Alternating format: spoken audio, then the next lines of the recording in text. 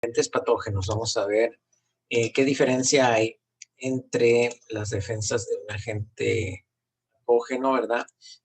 Intra y extracelular, cómo es que se defiende el sistema inmunológico contra estos patógenos. Una generalidad de vacunación. Vamos a tener casi 3 clases seguidas de pura vacunación. Entonces ahorita nada más vamos a ver generalidades y inmunopatología también generalidades, porque realmente eso lo vamos a ver de forma individual cada una de las patologías diferentes del sistema inmune. Entonces nos toca ver lo que sería dentro del primer parcial todavía, la introducción al sistema inmune, lo que sería el sistema inmune linfoides y celular, y ya estamos en lo que sería prácticamente la respuesta inmune. La defensa contra agentes patógenos no es igual cuando es un patógeno intracelular que extracelular, porque hay diferentes partes del sistema inmunológico que funcionan mejor contra un patógeno intracelular que contra uno extracelular. Sin embargo, pues de una vez les digo, el sistema inmunológico, ya se los vuelvo a repetir, se activa todo junto, todo al mismo tiempo. Es decir, se activa tanto el proceso inflamatorio como la fase de reparación. Nada más que al principio puede predominar uno más que otro. Bueno, la inmunidad contra agentes patógenos intra y extracelulares se activan las dos al mismo tiempo, nada más que evidentemente entre los patógenos extracelulares predomina más un tipo de respuesta que la otra, pero no quiere decir que no esté presente también la respuesta contra patógenos intracelulares, nada más que contra patógenos extracelulares vamos a ver que predominan más ciertas cosas y contra patógenos intracelulares otras. Los eventos para que se desarrolle o se exprese la inmunidad contra patógenos, pues requiere que se exponga el organismo a un patógeno y que este patógeno logre entrar, logre pasar esas barreras de la inmunidad constitutiva para que en ese momento, una vez dentro del organismo, el patógeno pueda en un momento determinado tratar de invadir, logre invadir, pues quedarse ahí a vivir en el tejido, es decir, colonizar el tejido del huésped. Para eso, evidentemente que el huésped va a oponer resistencia, tanto el mismo tejido opone resistencia como el sistema inmunológico, y para eso los diferentes patógenos han desarrollado a través del tiempo y a través de la evolución ciertos mecanismos de evasión de la inmunidad. De hecho, para ser repetitivo otra vez con el COVID, pues ese desarrolló un mecanismo de evasión que no le permite al sistema inmune desarrollar la respuesta innata de forma adecuada y retiene la capacidad del sistema inmunológico durante cierto tiempo de producir ciertas citocinas y ciertos, como el interferón. ¿Sí? Entonces es un mecanismo de... Pero ya veremos cuando veamos inmunidad contra patógenos de forma específica, inmunidad contra bacterias, inmunidad contra virus, inmunidad contra hongos, inmunidad contra parásitos, qué mecanismos de evasión han desarrollado cada uno de estos en el transcurso de la evolución que no le permiten al sistema inmune desarrollar una respuesta adecuada en contra de ellos. Esos sistemas de evasión de la inmunidad pueden producir por sí solos lesión tisular, pero también la respuesta inmunológica al patógeno puede ser tan agresiva que genera lesión tisular y pérdida de la función. Y otra vez, nuevamente, lo vemos con COVID. COVID genera una pérdida de la función pulmonar debido a que el sistema inmunológico genera una inflamación muy severa que termina dañando al mismo pulmón en vez de favorecer la eliminación del virus. Muy bien, vamos a ver un video sobre los mecanismos del evento durante la infección. The immune response involves white blood cells called lymphocytes. The most important are B and T cells.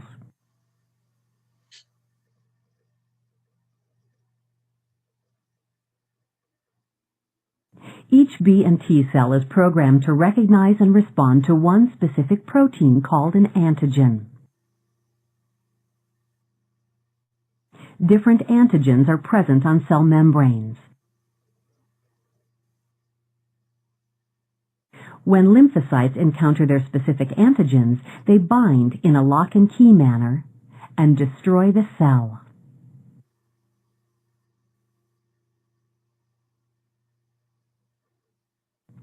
B cells respond by transforming into antibody-secreting cells. Their antibody binds to the antigen, causing its destruction. Some B cells remain in circulation, carrying the memory of that antigen.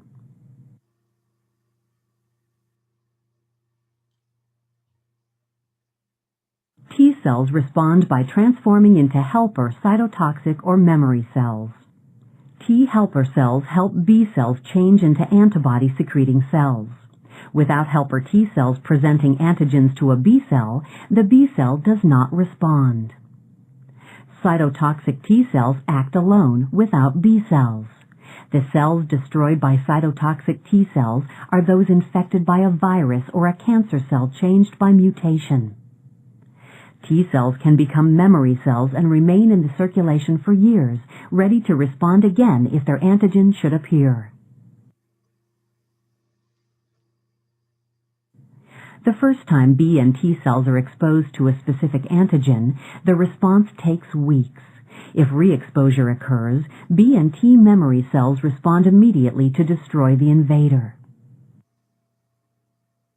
Normally, the immune response is well controlled. If not, autoimmune disease may occur and self-antigens may be attacked.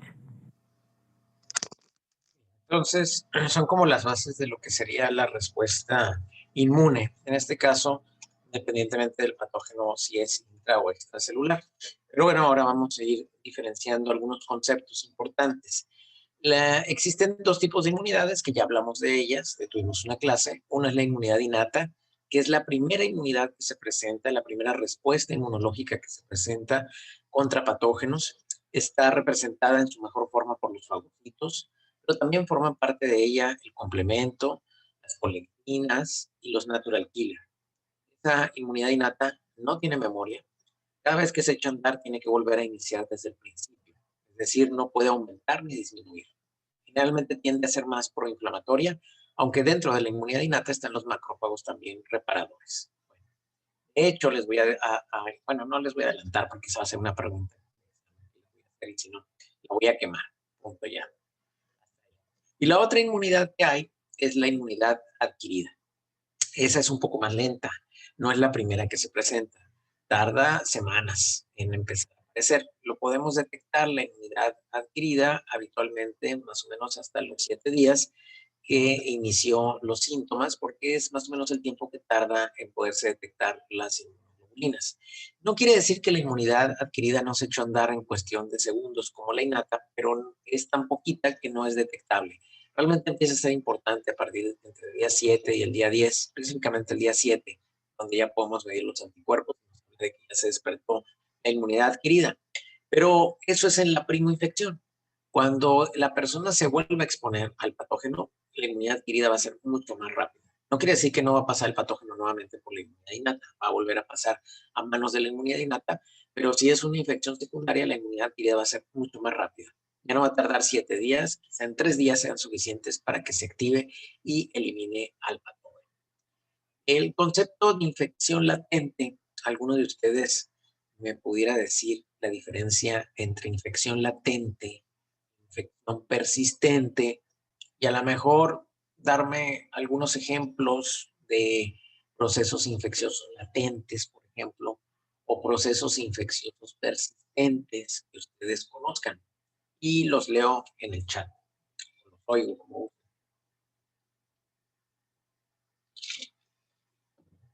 infección latente, infección persistente.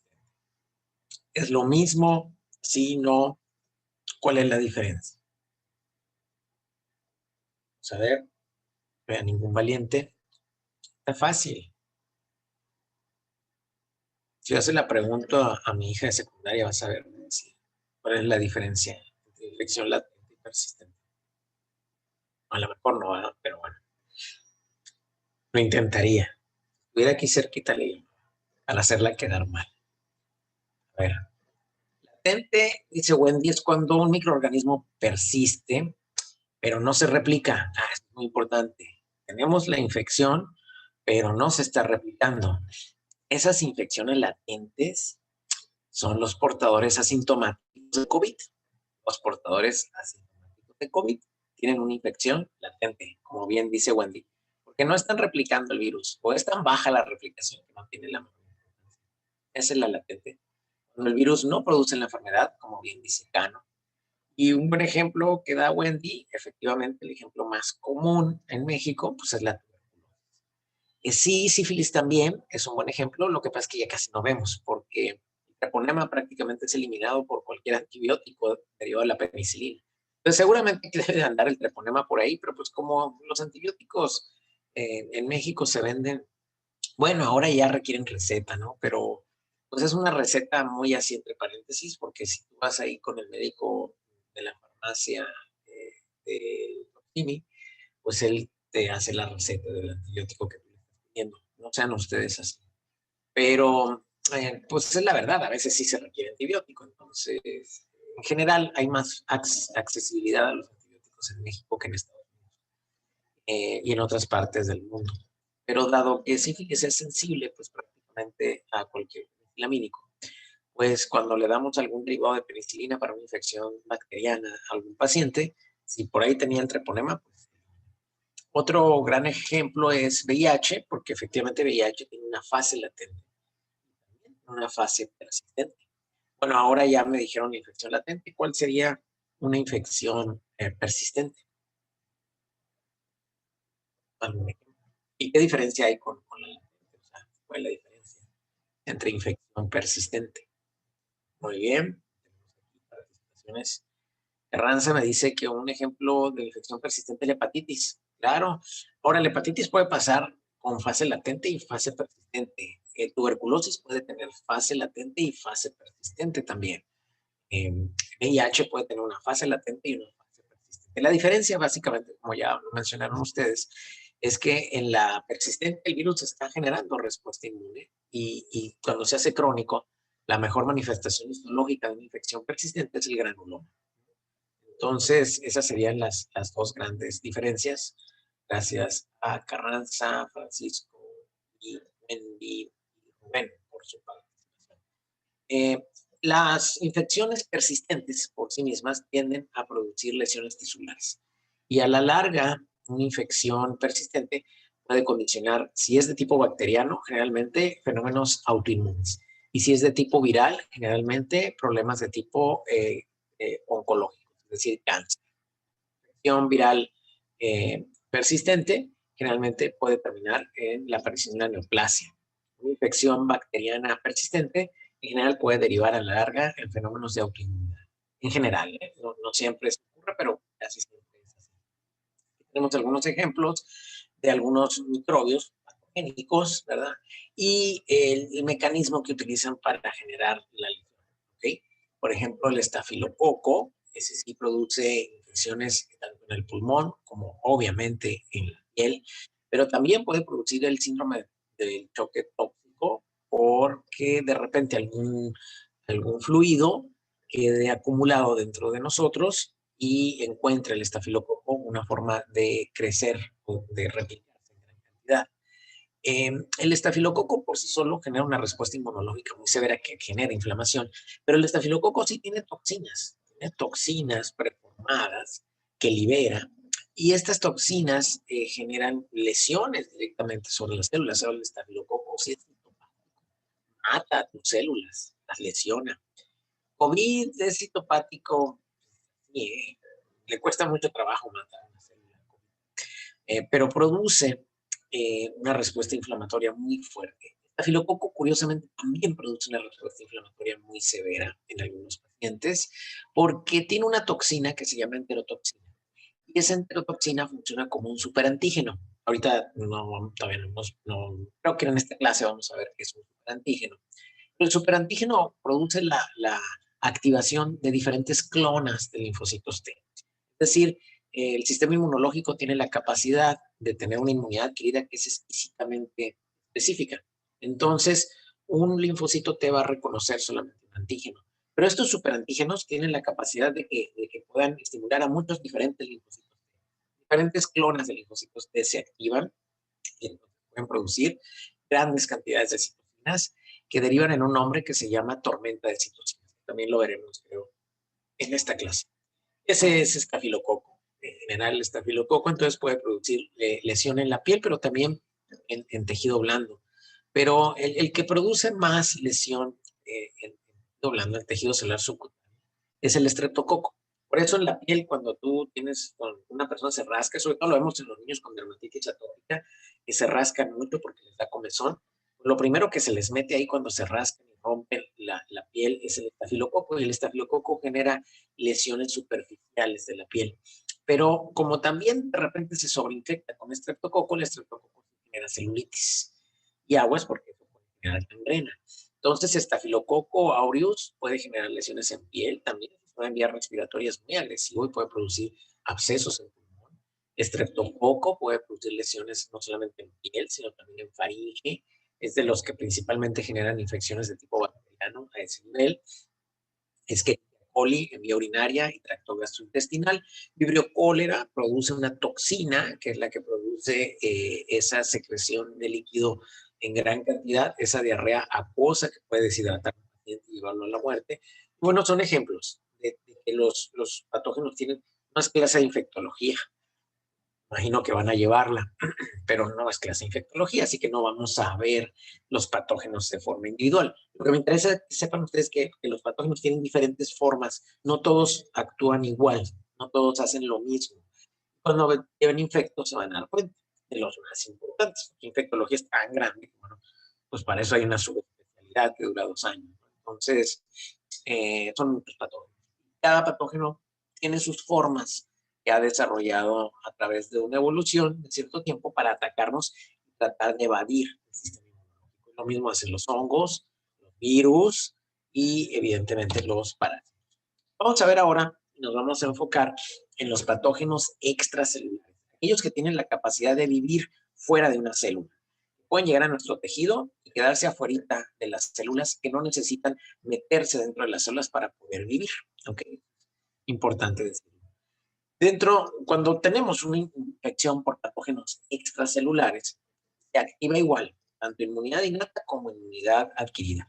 También con los intracelulares va a pasar igual, se va a activar la inmunidad innata y la inmunidad adquirida. Y algunos procesos son repetitivos, pero son importantes que les vaya quedando claro cómo se generan esos procesos de activación del sistema inmune. Vamos a ver entonces, la primera respuesta a un patógeno extracelular sería la inmunidad innata. ¿Qué se va a encontrar un patógeno que anda por fuera de las células? Lo primero que se encuentra es el complemento. El complemento forma parte de la inmunidad innata. También se va a exponer obviamente a fagocitos, pero eso va a ser como en un segundo plano. Y luego, finalmente, a una respuesta inflamatoria. Obviamente, dentro de la inmunidad constitutiva se expone ese patógeno extracelular a todo lo que ya vimos, a lisocimas, a colectinas, al pH del cuerpo, a la edad, a la temperatura, a todo lo que forma parte de la inmunidad constitutiva.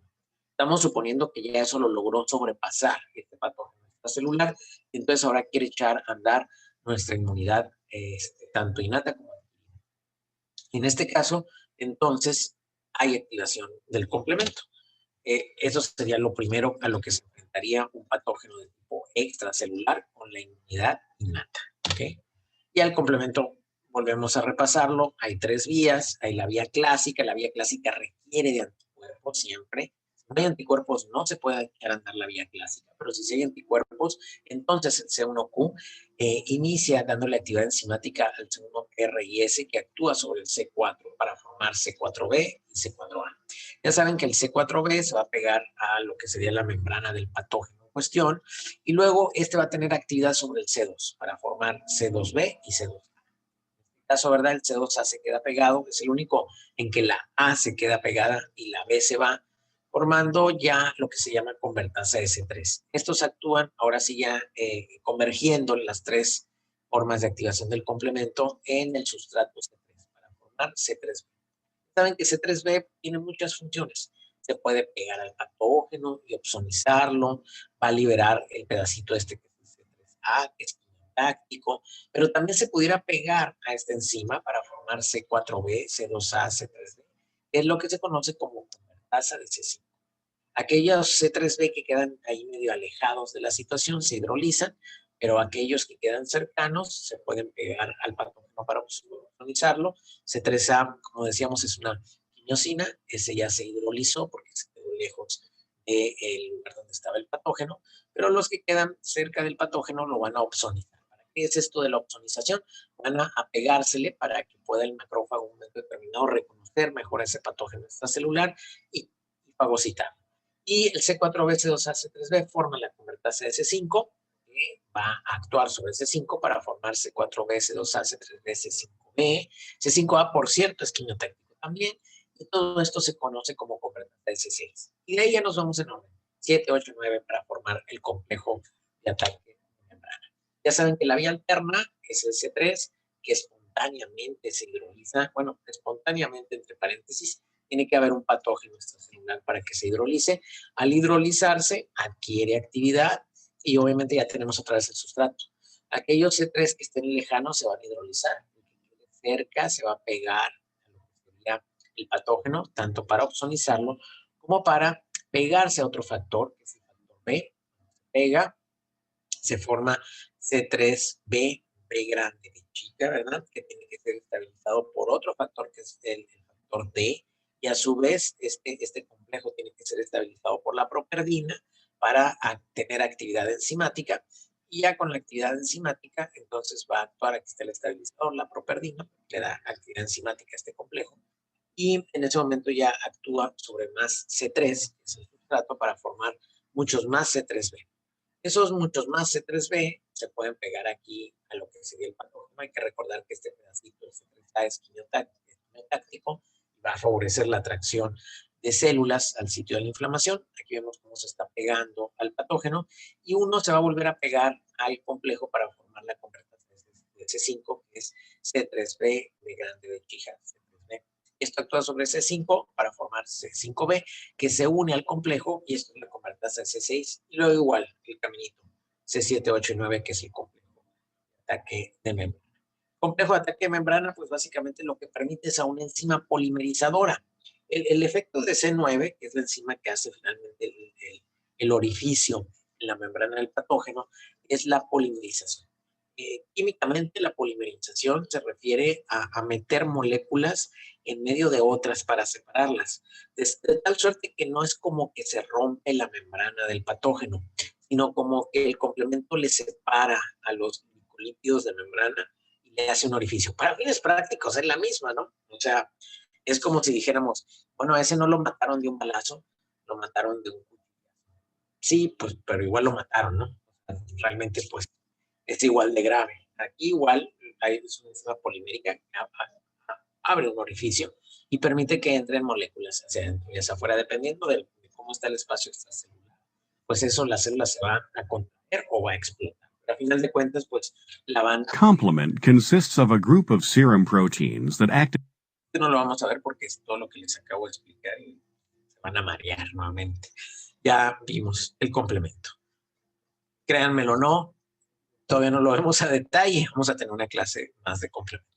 Y luego vamos al proceso de fagocitosis. Ya lo hemos visto también. ¿Qué es la fagocitosis? Pues es el proceso por el cual las células, los fagocitos, van a engullir a esos patógenos para que una vez que estén dentro de ellos, pues los vayan a destruir por medio de un proceso que se llama estallido respiratorio, que lo vimos el año pasado en patología. Hay diferentes receptores para reconocer esos PAMs. El PAM, que es el patrón molecular asociado a patógeno, son estructuras que tienen estas bacterias, los hongos, que pueden ser reconocidos por diferentes ERR, receptores de reconocimiento de patrón. Hay receptores de reconocimiento de patrón tipo manosa, integrina o los Scavenger, que no encuentro una palabra en español para traducir Scavenger. Podría ser como desecho, ¿no? Pero realmente no es desecho. Serían todos los otros patrones moleculares asociados a patógenos que no pueden ser reconocidos por los receptores habitualmente, y el Scavenger los reconoce. Y sobre todo aquellos patrones moleculares asociados a patógenos que tienen muchos lípidos y carbohidratos. Porque ya quedamos que lo que más fácil es reconocer al sistema inmunológico son los aminoácidos. Cuando ese patrón molecular contiene muchos carbohidratos y lípidos, le es más fácil al Scavenger reconocerlo. Aunque el receptor de manosa, evidentemente, es un receptor de carbohidratos. Bueno, a final de cuentas reconoce el patógeno es colocado en un fagosoma, que es la vesícula que forma el macrófago. Ese fagosoma se va a pegar a otra vesícula que ya trae unas enzimas proteolíticas, que es el lisosoma, para formar el fagolisosoma. Dentro del fagolisosoma, estas enzimas proteolíticas todavía no pueden eliminar al patógeno. No lo pueden eliminar porque necesitan que haya un cambio del pH que esté dentro del fagosoma para que se activen. Para que ese cambio se lleve a cabo, se requiere que se efectúe un proceso que se llama estallido respiratorio. Lo vimos también el año pasado y vimos las patologías que se generaban cuando había alteración del estallido respiratorio, que era la granulomatosis crónica. Bueno, ese estallido respiratorio es un cambio de electrones en una cascada de cambio de oxígeno para formar a final de cuentas óxido de hidrógeno e hipocloritos, que son los que a final de cuentas eliminan la membrana del patógeno, bajan el pH, activando enzimas hidrolíticas que a final de cuentas también terminan matando al patógeno. Entonces, ese es el proceso. In phagocytosis, phagocytes are attracted to the area of invasion by chemical products of the microorganism, phospholipids released by injured mammalian cells, or by components of the complement system. The phagocyte moves into the area of invasion and then attaches to the microorganism. The attachment is mediated by a variety of surface receptors, including antibody, lipopolysaccharide, and complement receptors. For example, the C3b component of complement coats bacteria or other particles and then binds to C3b receptors on the phagocyte. This process of coating to enhance phagocytosis is called opsonization. The microorganism is then engulfed by the phagocyte into a vacuole known as a phagosome. Vesicles in the cytoplasm called lysosomes fuse with the phagosome, releasing digestive enzymes such as lysozyme and proteases into the phagosome. The structure resulting from this fusion is called a phagolysosome. Inside the phagolysosome, microorganisms are killed and digested. Finally, the digested contents of the phagolysosome are eliminated from the phagocyte by exocytosis. Muy bien, perfecto. Entonces, el proceso de la fagocitosis. Entonces, acuérdense, los fagocitos tienen estos receptores de reconocimiento de patrón. Hay muchos. El que habíamos hablado, que era un buen ejemplo, el receptor tipo TOL. Ya vimos de dónde salió, lo descubrieron los alemanes. TOL quiere decir, ¿no? Y es importante recordar que el PAMP está pegado en el patógeno. No lo tienen las células. Lo que las células tienen son PRR. ¿Ok? No confundirnos. El microbio tiene sus PAMs, estos son los PAMs. ¿Y quiénes reconocen los PAMs? Los PRR, que son receptores de reconocimiento de patrón. Muchas familias, entre ellas el TOL. Todos estos tienen actividad enzimática, ¿sí? Que terminan con factores de transcripción que entran al núcleo y generan una respuesta. ¿Cuál? Depende. Depende qué patógeno sea, depende qué célula sea la que lo reconoce. Entonces, hasta ahí estuvo la activación del complemento y la fagocitosis. Y por último, la inmunidad innata también genera una respuesta inflamatoria. Esa respuesta inflamatoria está condensada aquí. Parece ser como que son muchas cosas, pero créanme que ya hemos hablado de todo esto en el curso. El patógeno es fagocitado, reconocido por los PAN. El macrófago se activa, hace el estallido respiratorio y al mismo tiempo libera interleucinas. ¿Cuáles libera inicialmente? Interleucina 1, interleucina 6 y factor de necrosis tumoral alfa. Ese factor de necrosis tumoral alfa, interleucina 1, interleucina 6, son los pirógenos endógenos, van a producir fiebre. Obviamente, aparte de producir fiebre, tienen otros efectos sobre el endotelio, que genera la expresión de celetinas. Acuérdense que las células que van enrolando por ahí, pues van a tener ligandos de celetinas. Entre otras cosas, hay otras células, no nada más macrófagos, que también van a activarse y liberan histamina. La histamina produce vasodilatación y esa vasodilatación hace más lento el jet o el flujo sanguíneo, permitiendo que las células que pasan por ahí puedan tener contacto con las células del endotelio y empezar el proceso de rodamiento. El proceso de rodamiento está dado no solamente por la selectina y el ligando de selectina, sino por la integrina y el ligando de integrina y lo que serían las moléculas de quimio que seleccionan el tipo de célula que van a llegar ahí.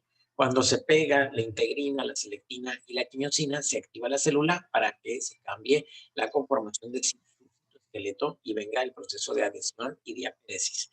La diapedesis es básicamente el traslape de las células del pool de la sangre hacia lo que sería el tejido en cuestión.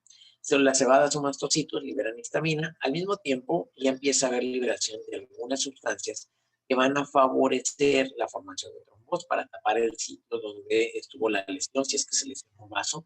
Y también hay activación de fibroblastos que van a empezar a reparar el tejido. Entonces, es básicamente activación, generación de inflamación y reparación del tejido.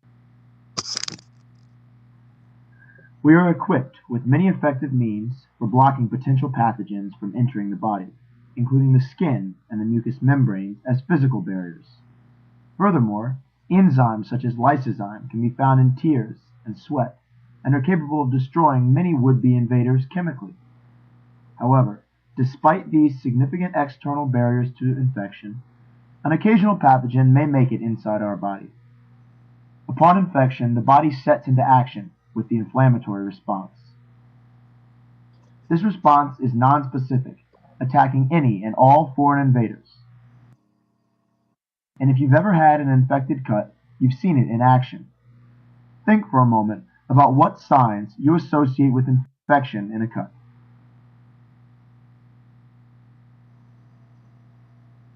Perhaps you thought of redness, swelling, and pus. These are symptoms that the inflammatory response can help to explain.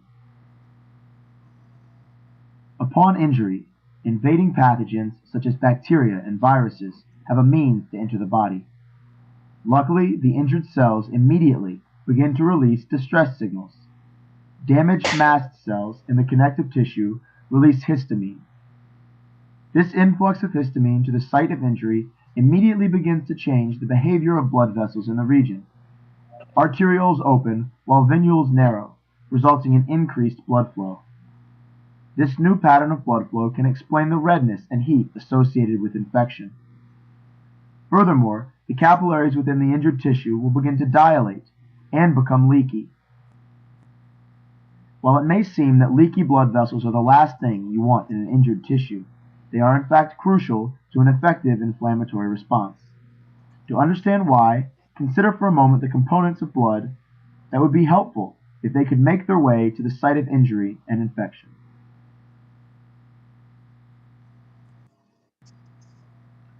Foremost on your list is likely to be platelets and their associated clotting factors. Indeed, both platelets and clotting factors will exit through the leaky capillary walls and migrate towards the site of injury. These elements serve a dual purpose. Not only do they help to heal the wound and seal damaged blood vessels, but they also confine infectious agents to the wound site, slowing their spread throughout the body. Meanwhile, a second line of defense is on the way. Cells near the injury release a series of chemical signals which radiate from the site of inflammation. The signals are known as chemokines, and their concentration is greatest in the area immediately surrounding the infection. The gradient of chemokine concentration provides an important roadmap for phagocytotic white blood cells, including neutrophils, as they make their way onto the scene. Following ever-increasing chemokine concentrations, phagocytes exit the leaky capillaries and enter the site of infection. Here, they go to work engulfing and destroying the pathogen's presence.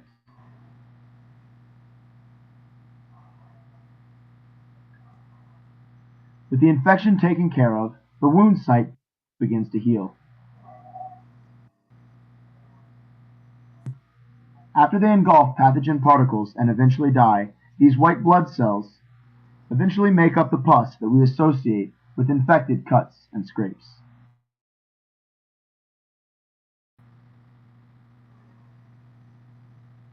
Finally, with pathogen particles destroyed and damaged tissue repaired, histamine signals begin to fade, and blood vessels return to their normal size. The inflammatory response has successfully dealt with the pathogenic breach of our body's outer defenses. Muy bien, entonces es la descripción de prácticamente esas 4 características que describe Aulus Celsus, ¿verdad? De dolor, rubor, calor y en un caso determinado lo que sería la pérdida de la función, ¿no? Dolor, rubor, calor y tumor. Y como quinto signo que agregaba Virchow, la pérdida de la función. Todo eso se genera a través de esos cambios moleculares que siempre son los mismos, en mayor o menor medida en el dedo gordo del pie o en todo el pulmón en una respuesta ante una infección nueva, ¿ok? Siempre va a ser el mismo camino. Entonces eso fue la inmunidad innata de los patógenos extracelulares. Ahora vamos a ver la inmunidad adquirida de esos mismos patógenos extracelulares. La inmunidad adquirida de los patógenos extracelulares tiene como componente principal a los anticuerpos. ¿Por qué? Porque el anticuerpo puede neutralizar a lo que sería el patógeno extracelular o lo puede opsonizar, es decir, pegársele para marcarlo y que sea fagocitado por las células de la inmunidad innata. Aquí es donde veríamos una especie de unión tanto de la inmunidad adquirida como de la innata. Por lo tanto, es importante en los patógenos extracelulares los anticuerpos. Son muy importantes. CD4 es un linfocito de la inmunidad innata que se le conoce como linfocito TH o helper, porque es ayudador. Ese libera las citocinas proinflamatorias necesarias para echar a andar la actividad que sea necesaria de acuerdo al patógeno extracelular, porque hay bacterias extracelulares, hongos extracelulares y parásitos extracelulares. No sé que no dije virus, porque el virus es un intracelular obligado. Estos extracelulares sí requieren que sean formadores de grandes cantidades de anticuerpos, por lo tanto el CD4 es muy importante, sobre todo en el proceso para el cual los linfocitos B se van a transformar en células plasmáticas y se van a quedar como células de memoria. De hecho, si no hubiera CD4, no habría forma de generar memoria inmunológica contra estos patógenos extracelulares. No quiere decir que no habría anticuerpos, sí habría anticuerpos, pero no habría anticuerpos de memoria. Quiere decir que los anticuerpos que tendríamos, si no hubiera CD4, siempre serían de los del tipo. ¿Qué anticuerpo habría en un paciente que no tiene CD4? Y los leo. ¿VIH podría ser persistente? Sí, cuando el VIH se vuelve persistente, desarrolla SIDA. Me dice Rubén Darío que CD8. No, pero Rubén, concéntrate bien. ¿Qué anticuerpo es el que habría en un paciente que no tiene CD4? No tiene CD4, por lo tanto, no va a haber posibilidad de que las células B se transformen en células B. Por lo tanto, solamente se va a producir un tipo de anticuerpo, ¿ok? Exactamente como dice Wendy, es el IgM. El IgM sí se puede producir aunque no haya CD4, pero el IgG requiere a fuerzas que haya CD4. Entonces, bueno, aparte de que es importante los CD4 y los linfocitos B en los patógenos extracelulares, muy importante el proceso de inflamación también, tal cual como lo acabamos de ver en la parte de la inmunidad innata, y también el proceso que puedan llevar a cabo de fagocitosis. Aquí, este proceso de fagocitosis, pues, vendría siendo parte de la inmunidad innata, pero es donde se juntan la inmunidad adquirida y la inmunidad innata. En el examen no me ponen fagocitosis, está bien, porque lo entiendo, eso es parte de la inmunidad innata. Pero lo que sería CD4 e inmunidad humoral es muy importante ponerlos dentro de las características de la respuesta de patógenos extracelulares. También es así que dado que no está ese conocimiento, de repente no entienden por qué los anticuerpos no son tan importantes para COVID. Pero como ustedes van a tener ese conocimiento, ya van a entender por qué no son tan importantes. Muy bien. ¿Qué es lo que hace un anticuerpo contra un patógeno que está afuera de la célula? Es para el anticuerpo, pues un cliente espectacular porque lo primero que hace es neutralizarlo. Lo agarra y no te me muevas de aquí y los detiene. Entonces, si los neutraliza, la pobre bacteria se quiere mover y ya no puede porque la tienen neutralizada. Otro es que decíamos la opsoniza. Al pegársele favorece que los macrófagos que tienen receptores, por cierto, para la fracción constante de los anticuerpos, pues reconozcan que hay un anticuerpo por ahí y entonces en ese momento les favorece la fagocitosis. La opsonización es el proceso por el cual se favorece la fagocitosis.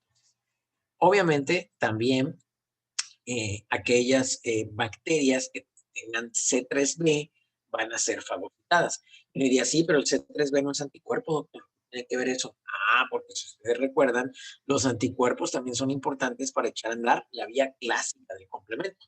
Así que indirectamente, si no tienes anticuerpos, tampoco tienes grandes cantidades de C3b, pero sí tienes C3b, porque hay otras vías, está la vía alterna y está la vía de las lectinas, que también pueden producir C3b. Pero la vía clásica, que es de las que más produce C3b, no la tienes porque no tienes anticuerpos.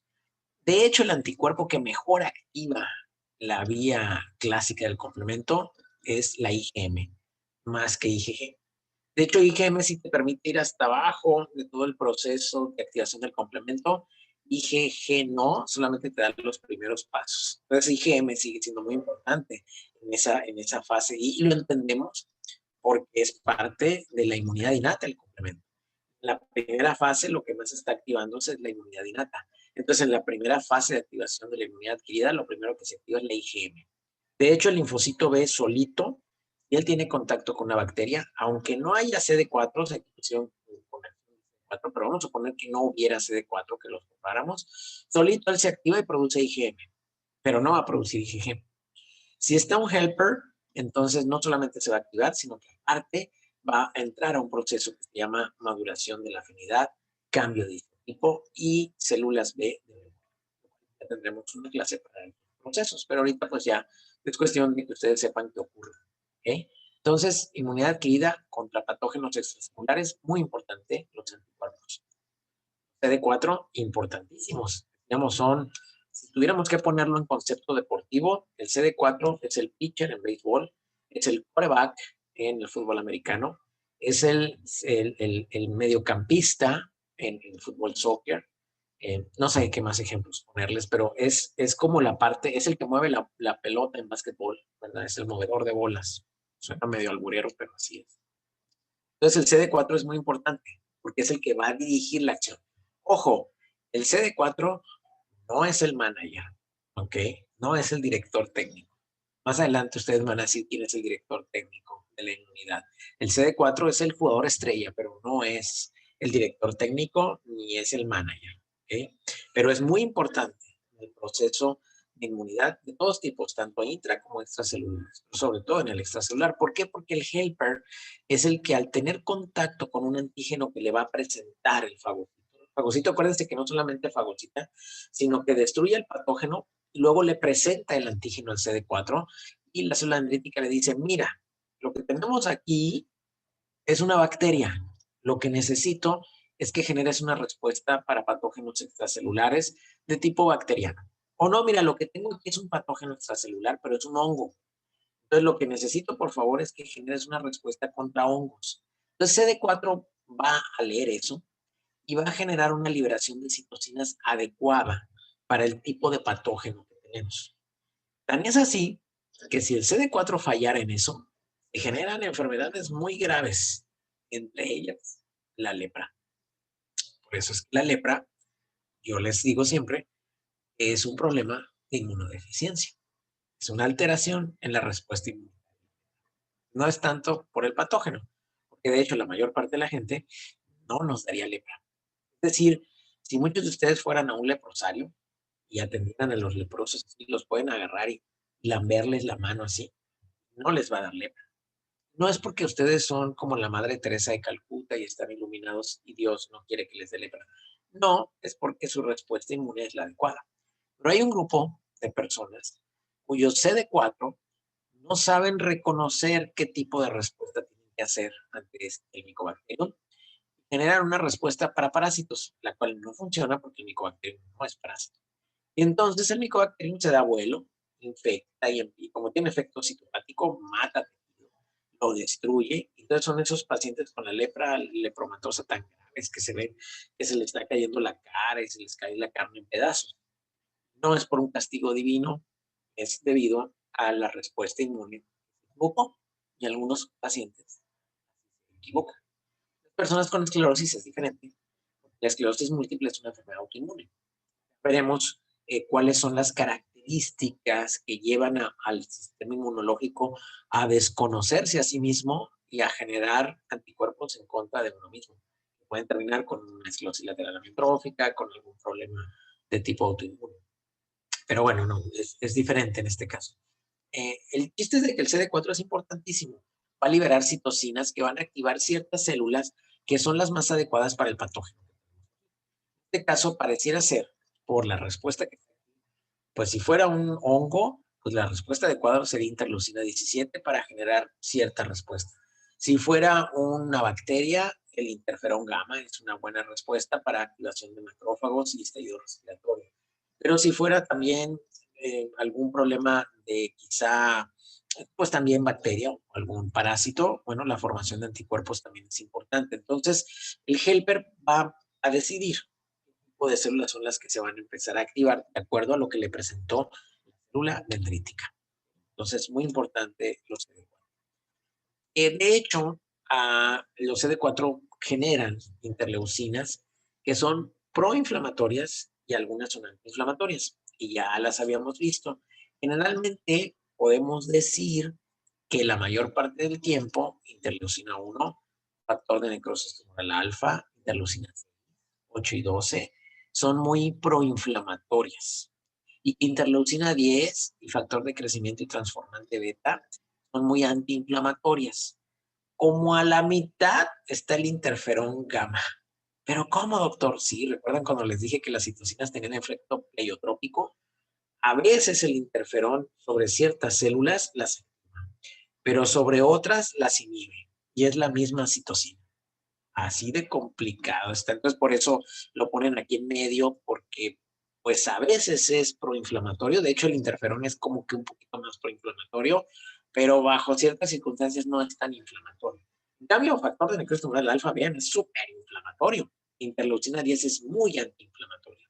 Entonces, es importante que lo reconozcan. Y luego, pues aquí tenemos los ejemplos de las células que lo producen. El factor de necrosis tumoral, de hecho, si fuera, se debería llamar factor activador de macrófagos. No se debería llamar factor de necrosis tumoral. Lo que pasa es que la primera vez que lo descubrieron en células tumorales, bueno, en macrófagos que estaban invadiendo un tumor y que lo que hacían esos macrófagos cuando liberaban el factor de necrosis tumoral es producir vasoconstricción. No diría, bueno, ¿y eso para qué?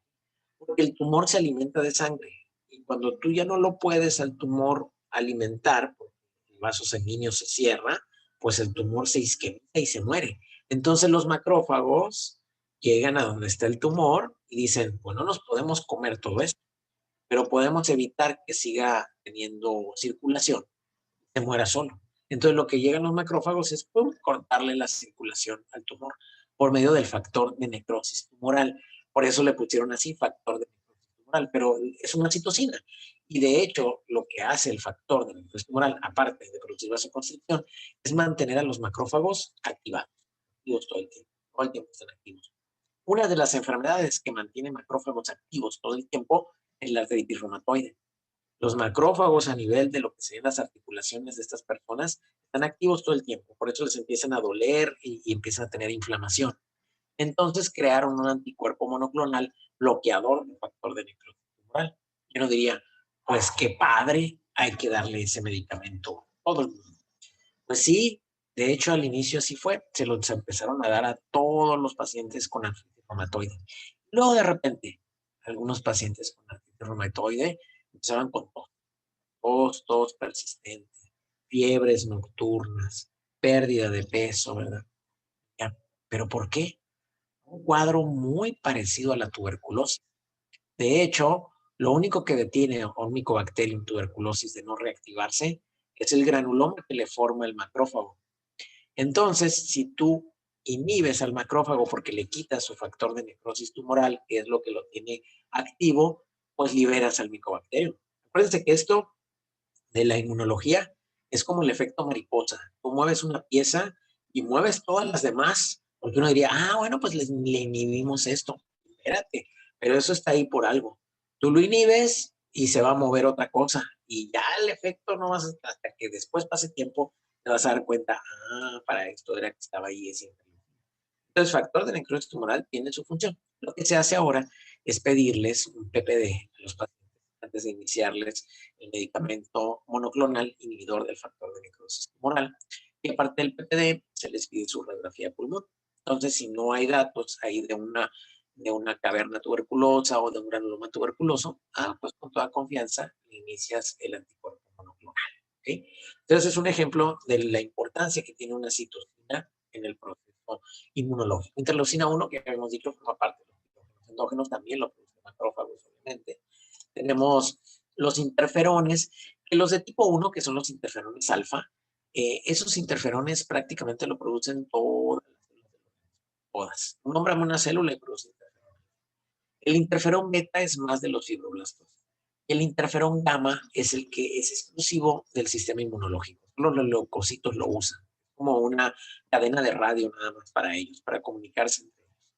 Interleucina 10, que también lo producen los macrófagos. Fíjense, este es muy antiinflamatoria. Entonces los producen los macrófagos de tipo M2 cuando quieren hacer el proceso de reparación. Interleucina 6, que es muy proinflamatoria, forma parte de los pirógenos endógenos, también producida por macrófagos. Y en fin, grandes cantidades de células. Respuesta humoral. En la respuesta humoral,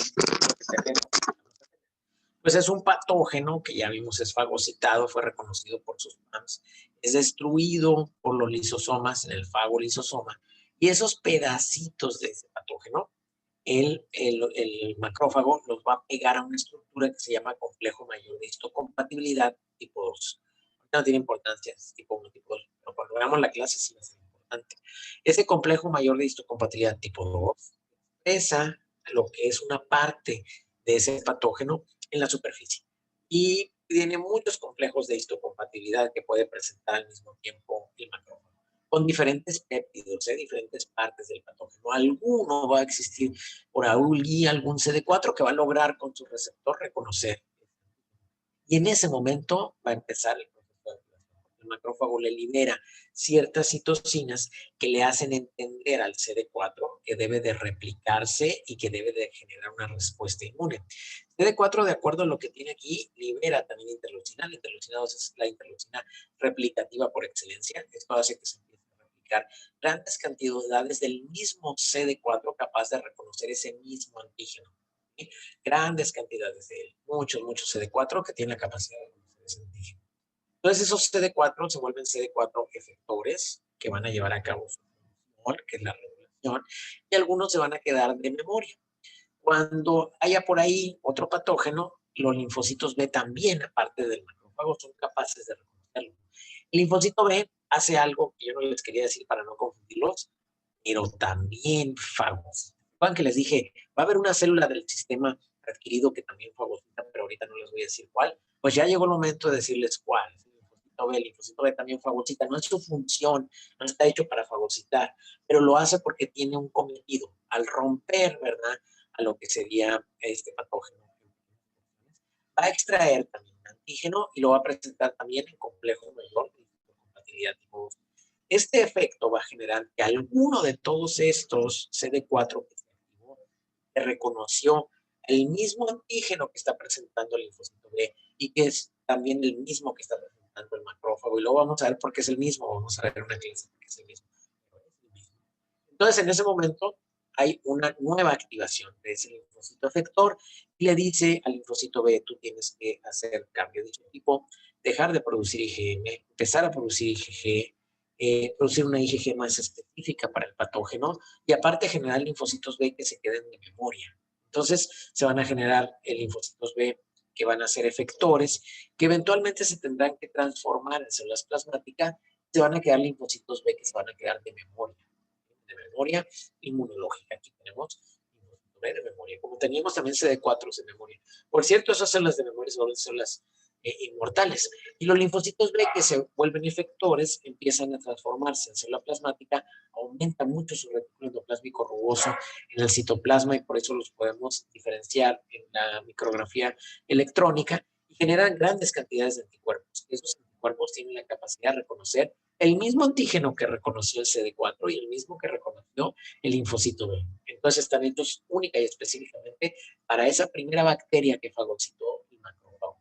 Y este proceso de opsonización le hace más fácil el trabajo para los macrófagos para fagocitar más rápidamente a estas bacterias y en un momento determinado, ¿verdad?, también generar liberación de ciertas proteínas proteolíticas que pueden eliminar bacterias que se encuentran en el espacio exterior. Obviamente se genera por la presencia de anticuerpos la activación de complemento que tiene como función formar el complejo de ataque de membrana, hacerle poros a la bacteria y eliminarla. Entonces, en un trabajo de conjunto, la inmunidad innata y la adquirida trabajan para eliminar a un patógeno extracelular.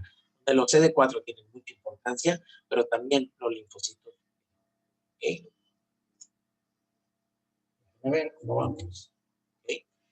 Entonces, anticuerpos CD4, ahorita vimos el proceso de inflamación y la fagocitosis. La consecuencia de esa respuesta de patógenos extracelulares es que puede haber inflamación. Cuando esa inflamación es muy severa y no se logra eliminar a los patógenos, sino que siguen ahí, siguen produciendo inflamación, podemos llevar a un estado de hipoperfusión tisular generalizado que se conoce como choque séptico. El choque séptico pues, es la consecuencia del proceso infeccioso que no lo podemos eliminar o que ya se diseminó. Es más común verlo por las gram negativas por el lipopolisacárido bacteriano. Característicamente lo que hace esa inflamación tan severa es producir un colapso circulatorio, baja la presión arterial y se empiezan a consumir los factores de la coagulación. De tal suerte que ese choque séptico tiene una primera fase protrombótica y luego una fase de hemorrágica. Hay muchas citocinas que se liberan durante el choque séptico, pero las que se liberan en mayor cantidad y que hemos visto que están relacionadas con el peor pronóstico para los pacientes es factor de necrosis tumoral, interleucina 6 e interleucina 1. Hay muchas otras, liberan grandes cantidades. Cuando las citocinas son tantas que generan una inflamación muy severa en el organismo, le denomina a esa exagerada liberación de citocinas tormenta de citocinas. Eso es lo que mata a las personas que tienen COVID. Cuando me preguntan, oye, si se murió de COVID, yo en mi cerebro inmunológico digo, nadie se muere de SARS-CoV, nadie se muere por el COVID. Yo sé que me van a decir, no, doctor, pero si no hubiera habido el COVID, no hubiera producido la tormenta de citocinas. Okay. Pero realmente el virus no lo mató a la persona. Lo que mató a la persona es su mismo sistema inmunológico.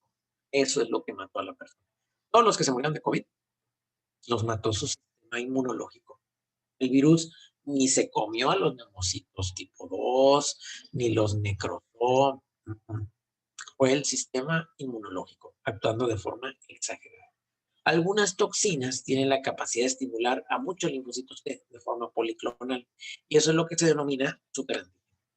Una de las patologías que produce este tipo de infecciones y que activan a varias líneas policlonales es el dengue. Ya lo veremos con mayor detenimiento. Tan es así que dengue, debido al pecado inmunológico que genera, ya leí algunas respuestas de exámenes, muchos sabían que era el pecado inmunológico, ya lo veremos cuando veamos dengue. Debido a esto, en ese tipo de patógenos la respuesta inflamatoria con la segunda infección es muy severa. No sabemos si COVID hace eso, no me queda la duda. Pudiera ser, pero no estamos todavía preparados para esa discusión. Pero si es así, la segunda respuesta inflamatoria es más severa que la primera. Y entonces la cantidad de citocinas que se liberan es tan grande que llegan al cerebro, producen fiebre, sí, pero elevan los rectantes de fase aguda, producen la elevación de liberación de algunas células, leucocitos, sobre todo en fase blástica, ¿verdad? Que son lo que se llaman bandas y que se denominan bandas por la forma en que está diferenciado el núcleo en los neutrófilos que van apenas saliendo de la médula ósea y que no han madurado y que está como si fuera una banda que tuviera alguien en la cabeza, se llaman bandemia. Bueno, este efecto del exceso de citocinas va a producir bajo gasto cardíaco, vasodilatación, con lo que baja la presión arterial. Y si tienes bajo gasto cardíaco más presión arterial baja, lo que tienes es una hipoperfusión. Y si esto es generalizado, pues tienes básicamente un estado de choque. La inflamación local no requiere mucho el médico y se requiere la presencia del médico y aquí a veces ya es poco lo que puede hacer el médico. En esta parte donde podemos actuar todavía, ahí es donde se puede hacer a tiempo. ¿Sí? Y hablando de lo que nos comentaba una compañera de ustedes en relación a la esclerosis, bueno, no la esclerosis, pero la fiebre reumática. Que lo que ocurre en la fiebre reumática es que esta gran activación que tiene el sistema inmune es una activación de tipo desordenado. Y entonces, como constantemente está formando anticuerpos, ocurre que alguien que tiene infección crónica por el estreptococo grupo A, ese estreptococo tiene una proteína que se llama proteína M y esa es reconocida por el sistema inmunológico. Entonces se forman linfocitos B. capaces de generar anticuerpos contra la proteína M del estreptococo, que por cierto es una proteína que el estreptococo usa para fijarse a la vía respiratoria. Eso está muy bien porque pues, producen anticuerpos y los anticuerpos matan al estreptococo porque pues, lo opsonizan. Y hasta ahí uno diría, bueno, ¿y qué problema? Eso es normal. De hecho, esos anticuerpos, cuando se miden en sangre, anticuerpos específicos contra la proteína M del estreptococo, la gente en medicina los conoce como antiestreptolicinas, ¿ok? Entonces, la antiestreptolicina no es otra cosa más que un anticuerpo contra la proteína M del estreptococo grupo A, ¿ok? Lo que pasa es que esas antiestreptolicinas, la bronca, no es que estén ahí. Muchas veces las miden y dicen, ay, antiestreptolicinas muy elevadas, tiene infección por estreptococo. No, o sea, las antiestreptolicinas nada más nos hablan de que la persona tuvo contacto con un estreptococo y generó memoria inmunológica. Ya, eso es todo. No nos dicen si está la bacteria ahí. Para eso necesitas un exofaringio o un cultivo. Pero bueno, la bronca es que el niño que se está enferme y enferme y enferme de infección de la garganta por el estreptococo, el grupo A, hemolítico, pues eventualmente va a formar grandes cantidades de antiestreptolicinas, lo cual es normal. La bronca está en que en el tejido miocárdico y específicamente en las válvulas del tejido miocárdico, en las articulaciones, hay tejido que tiene proteínas parecidas a la proteína M del estreptococo. Entonces, con el tiempo, ahora sí que a la larga y a la larga todo el mundo se acostumbra, pues esos anticuerpos empiezan a desconocer ese tejido, porque como se parece a la proteína M del estreptococo, dicen, ah, esta debe ser un estreptococo, cayó aquí en el miocardio. Y entonces va y se pega ahí. Se pega un anticuerpo en un tejido tuyo, aguas, porque no va a faltar el macrófago que lo reconozca y quiera fagocitar ese tejido, o peor, un natural killer, que son esos locos psicópatas que andan por ahí circulando, que dicen, ah, no, a esta célula está infectada, seguro. No, pero ¿por qué? Porque tiene pegado un anticuerpo y le va a lanzar perforinas y granzimas y va a empezar a generar inflamación en el tejido. Y eso va a producir ciertas características de artralgias, artritis, disminución en el movimiento, eh, convulsiones, coreas de Sydenham, todas las características o criterios de Jones que nos llevan al diagnóstico de fiebre reumática. Por eso en los niños que tienen infecciones repetitivas de la vía respiratoria superior, específicamente las amígdalas, el otorrino les sugiere retirarlas. No tanto por el antibiótico que se está usando. La gente piensa que, se la van a quitar porque le dan mucho antibiótico. No, sino para que deje de formar antiestreptolicinas y no vaya a ser que de grande una de esas se confunda, pegue en el tejido cardíaco y le genere una de tantas manifestaciones de la fiebre reumática. Muy bien. Aquí lo vamos a dejar porque son las 10 de la noche. Fin de la presentación. Estamos en la diapositiva